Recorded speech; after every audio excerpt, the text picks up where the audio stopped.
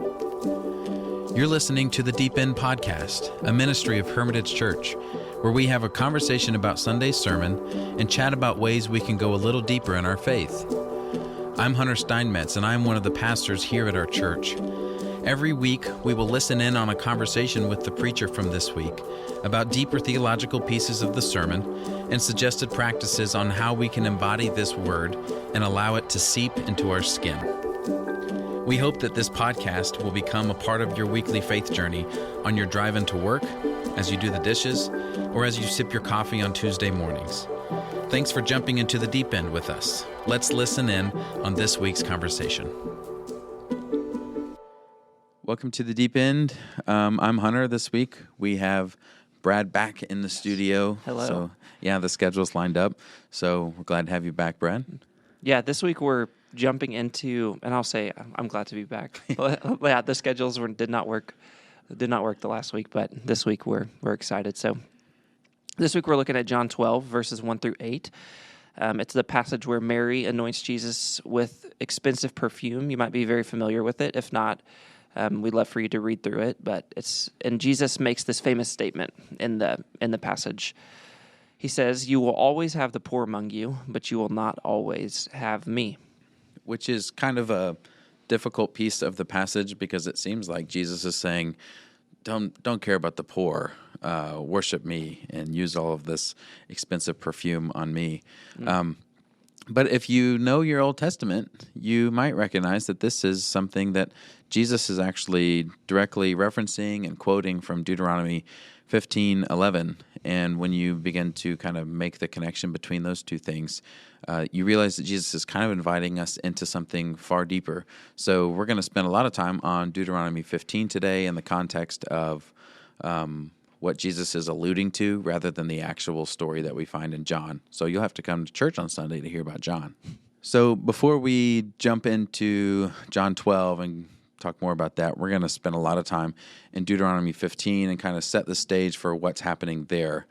The chapter is loaded with commands about generosity and justice, especially in relation to the sabbatical year, which we will talk about further here in a second. But Brad is going to read Deuteronomy 15, 1 through 18. It's a lot, and I don't want you to get bored in it because it's actually a really beautiful passage about what God is trying to teach these people as they're moving towards the promised land. So, Brad, let's read. Yeah, absolutely. So this is Deuteronomy 15, 1 through 18. "Every 7th year you shall grant a remission of debts, and this is the manner of the remission. Every creditor shall emit the claim that is held against a neighbor, not exacting it because the Lord's remission has been proclaimed. Of a foreigner you may exact it, but you must remit your claim on whatever any member of your community owes to you. There will, however, be no one in need among you, because the Lord is sure to bless you in the land that the Lord your God is giving you as a possession to occupy. If only you will obey the Lord your God by diligently observing this entire commandment that I command you today. When the Lord your God has blessed you, as he promised you, you will lend to many nations, but you will not borrow. You will rule over many nations, but they will not rule over you. If there is among you anyone in need, a member of your community in any of your towns within the land that the Lord your God is giving you, do not be hard-hearted or tight-fisted toward your needy neighbor. You should rather open your hand willingly, lending enough to meet the need, whatever it may be. Be careful that you do not entertain a mean thought, thinking the 7th year, the year of remission, is near, and therefore view your needy neighbor with hostility and give nothing. Your neighbor might cry to the Lord against you, and you would incur guilt. Give liberally, and be ungrudging when you do so. For on this account the Lord your God will bless you in all your work and in all that you undertake. Since there will never cease to be some in need on the earth, I therefore command you, open your hand to the poor and needy neighbor in your land. If a member of your community, whether a Hebrew man or a Hebrew woman, is sold to you and works for 6 years, in the 7th year you shall set that person free. And when you send a male slave out from you a free person, you shall not send him out empty-handed. Provide for him liberally out of your flock, your threshing floor, and your winepress, thus giving to him some of the bounty with which the Lord your God has blessed you. Remember that you were a slave in the land of Egypt, and the Lord your God redeemed you. For this season I lay this command upon you today. But if he says to you, I will not go out from you because he loves you and your household, since he is well off with you, then you shall take an awl, weird word, pausing, anecdotally saying that it was a tool for, what was it? Was it a tool for Marking. marking? Yeah, to mark. It's AWL, not OWL. Yeah, don't take the bird.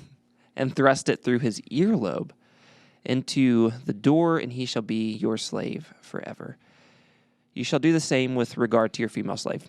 Do not consider it a hardship when you send them out from you free persons, because for 6 years they have given you services, both worth the wages of hired laborers, and the Lord your God will bless you in all that you do. So that's a lot of information, and there's a lot going on there.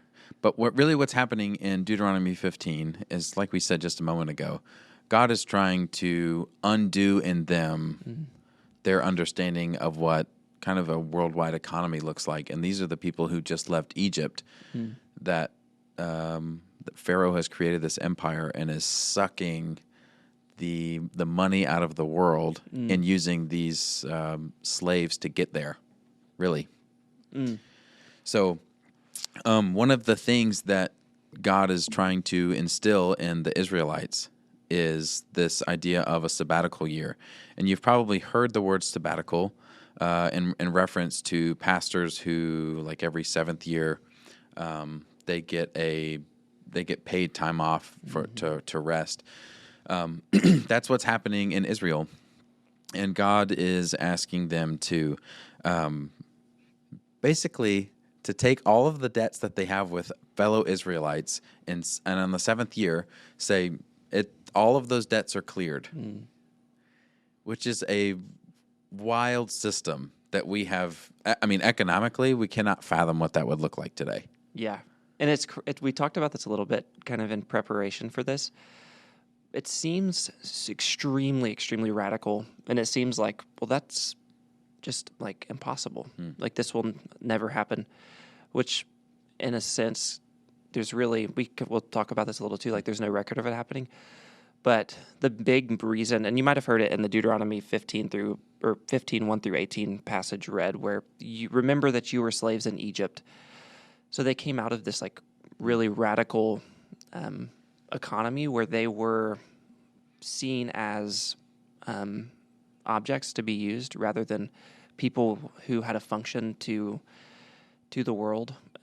So coming out of a system like that, it seems like there is a reason for the laws to be so radical, in hopes that a people would be formed to reflect this God that freed them from the land of Egypt. Yeah, and as they're coming up out of Egypt and they're moving into the Promised Land, one of the things that happens is that there's the 12 tribes of Israel, and they divvy up the land to every tribe, to every clan, every family. So every family has a portion of the land. It's a Hebrew word called the Nahalah, and it just means inheritance or land. Like this is your inherited land that God has given to you. And this is an agrarian society. That word just means like agriculture. So they're not trying to build a business to where that they can become extremely rich. Most of the people are just planting crops so that their family can eat. So what happens when the rains don't come when you plant the seeds?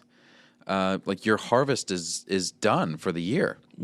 This is very problematic. The only way that your family survives is if you can sell your land to a neighbor or to a friend.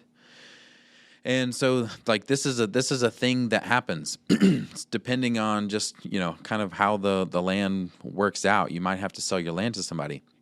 So the system that Yahweh is telling the Israelites to engage in is, if on the first year you have to sell your Nahalah to your neighbor, and now you have become their slave, like you work for them now in order to survive, God is not interested in a system where one Israelite is impoverished and another one is building an empire. God is not interested in Israel and like the Promised Land being the place where more pharaohs can arise, and that you can suck the resources from your neighbor and create your own empire. And so this is what the sabbatical year is. Every seventh year, you cancel debts and you give back the land. Actually, this is the Jubilee year the 7 times 7, which is 49. On the 50th year, if you had to sell your land, you have to give the land back. But the seventh year is less macro; it's more micro. If I have borrowed from Brad, I have to go, hey man, you don't have to worry about it. You can this contract is canceled, and we're going to be people who don't allow each other to get behind and stay impoverished. Generational poverty is not going to be a thing in Israel. Yeah. The problem is, yeah, they never do it. it never happens. Yeah. Which it kind of, I mean, it makes sense that it never happens because, I mean, who wants to do it? yeah, and for it to happen, the people who did have the most, the people who were the most powerful would have to be the ones to be like, to blow the trumpets, so to speak, I guess, to allow it to happen. But I think you mentioned this before we started. It's interesting, like in all of the records of ancient Israel, and in many, and throughout the biblical text, there's no mention or notion of this occurring. There's just mention and notion of the laws that say this should be how you operate, but it never actually. Yeah, there is no scriptural mention of them actually doing it. There is scriptural mention of them not doing it. Yeah. So it doesn't mean that there weren't times where they did practice it. They just didn't tell us that. But they did tell us, so like Jeremiah and some parts of Leviticus will say that part of the reason Babylon swallows up Israel is because they did not practice these things. If you want to be an empire like Egypt, then fine, be swallowed up by an empire like Babylon. It's interesting, even what you're bringing up, like the Deuteronomy 15:8, or 15:9, sorry. Be careful that you do not entertain a mean thought, thinking, the seventh year, the year of remission is near. And then therefore view your needy neighbor with hostility and give nothing. Your neighbor might cry to the Lord against you and would incur guilt. It's saying, if you see that Brad and his family are about to starve because they don't have food, you can't go, well, I'm not going to loan him anything because God's going to make me cancel the loan next year. So I'm closing I'm tightening my fist rather than keeping them open-handed, like verse 8 says, because I'm more concerned with the money and the possessions that I get to hold on to rather than like actually having the character of God and giving to my neighbor.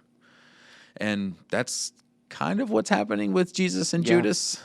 That Jesus is like, hey man, you're closing your fist here and you're wanting to take a portion of this, and that's not exactly what's going on. Yeah. So kind of just a really quick recap. Every 7 years, Israel is supposed to forgive debts and release people from economic bondage. Deuteronomy 15 opens with this radical idea that no one should be permanently trapped in poverty. And then verses 7 through 11 get even more personal. It's not just about forgiving debts, it's about cultivating a generous heart, which you mentioned. It kind of goes into what the passage we're reading today in John's Gospel.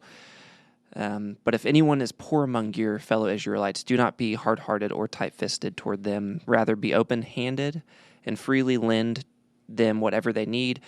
And then we get to verse 11. There will always be poor people in the land. Therefore, I command you to be open-handed toward your fellow Israelites who are poor and needy. Yeah, and I feel like we should just mention this because we talk about slaves here, and it's not like we're just trying to not talk about this. Yeah. The way that when we hear the word slaves, I think in a modern context, we think about the American Civil War, which was a brutal time for this enslavement of Africans who were shipped over here, literally, in the transatlantic trade. Which is it's not fair trade. It was stealing and enslavement. I mean, it's a horrible stain of our story. But in this sense, if you have to, sell your land, sell your family into enslavement in order to survive, it's a little bit different of a story here. And the way that it's being told in Deuteronomy is again, if a member of your community, whether Hebrew man or a Hebrew woman, is sold to you and works for you for 6 years, in the seventh year you shall set that person free. It's another part of the contract. Like we're not going to enslave people forever. But then also in 16 it says, but if the slave says to you, I don't want to leave. I love you, because he loves you in your household. And he says, I have protection here. I'm well off with you. My family likes it here. Then he can be your slave forever. So God is not trying to.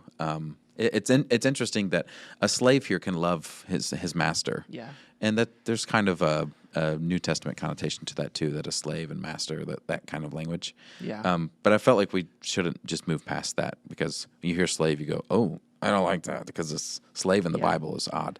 When we talked about this a little bit with the Genesis class, I think it was a scholar's name, John Walton, who talks about like the Bible not necessarily being written for us, but it's written to us. And before we kind of try to jump to our modern day, we have to understand their culture and values and practices. And it's not to say slavery is not like we're not condoning slavery at all, but it was a part of their culture. Yeah. And the same word for slave is used when they were slaves in Egypt and when they are slaves in Israel. And they didn't like their Egyptian masters. There was no love. I mean, they rejoiced when they drowned at the bottom of the Red Sea. But Deuteronomy is giving space for, hey, if you love your slave owner, then you can stay. But the biggest part is it's the slave's choice. As far as God is concerned, the slave owner has to cancel the contract. If the slave wants to come back, he or she is allowed to do that. And then the very last part of that is it's not just that you cancel the debt. It's so fascinating. It says you should give liberally to them. All the things that they have helped you achieve and accumulate, you are to give them on their way back home. That you will give generously as the Lord has given generously to you. So there's so much, it's just radical economics that's coming out of Deuteronomy 15, that you cancel debts, that you care about your neighbor who is behind, all of these things. And Jesus is wrapping, kind of like quoting that entire system of economics to Judas, saying, hey, the poor is always going to be among you, and you should always treat them this way. And it sounds like he's saying it in an anti-way, but the way that John frames it and the way that Judas is saying this to Jesus is more like, well, Judas was just saying that. Like, Judas always helped himself to the money. He was not open-handed to his neighbor. He was tight-fisted. Yeah. If he sold this, he wasn't giving it to the poor. So Jesus is kind of saying, hey, Judas, remember do you know the whole passage? You should be open-handed towards your neighbor. Yeah. But you want to stick your hand into the money basket and get some for yourself. Yeah. It's definitely seems like it's a heart problem. Yeah. Instead of on the outside, it looks like Judas is trying to do a good thing. Yeah. But and maybe it's the question that we ask too. What? This is weird. Mm-hmm. Yeah. Yeah.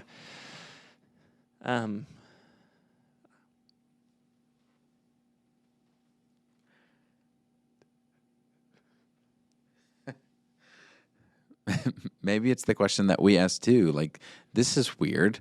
Why aren't they why aren't they selling this expensive perfume and giving it to the poor? And yet, maybe that is revealing in us that we're more like Judas than we are like Jesus. Yeah. And maybe we're more formed by an Egyptian economy, like the Israelites eventually came to be. Because, like we said in the beginning, or I guess the middle, that even though God says, Israel, this is who you are to be, they never actually practice these things, because it turns out that their love of an economy that builds for myself rather than my neighbor is actually, it's a lot more enticing. And it's the system that I would prefer, because it can allow me to get a leg up over my neighbor.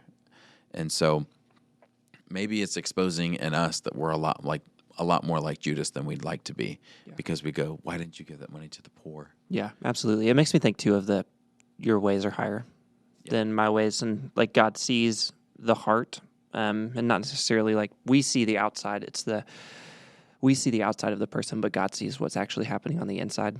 And it seems like what Judas is doing is very good on the outside, but what is actually happening is his heart might not be directed towards the right end. And then Mary's act of devotion is kind of this like it might on the outside be like, wait, this could be used for better purposes, but Jesus is saying, wait, her heart is in it.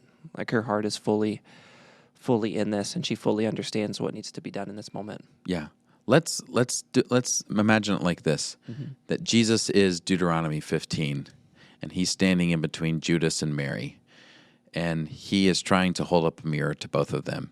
And even though in word it sounds like Judas is the one who is being open-handed and light-hearted,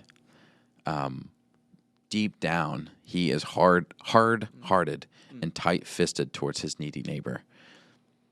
And Mary is the one who is Christ-hearted and open-handed.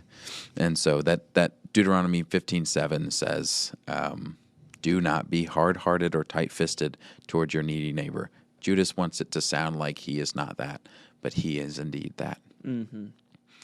So that's a wrap on Deuteronomy 15, the Old Testament allusion that Jesus is making that if you're not paying attention, you would totally miss that.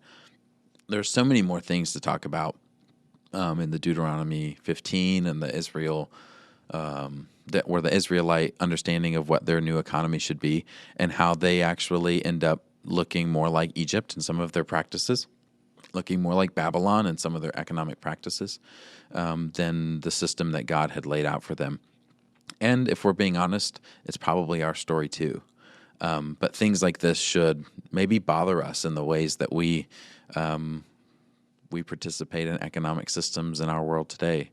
And so that's a wrap. We hope to see you on Sunday. We hope that this has tilled the soil of your heart, and we'll see you Sunday.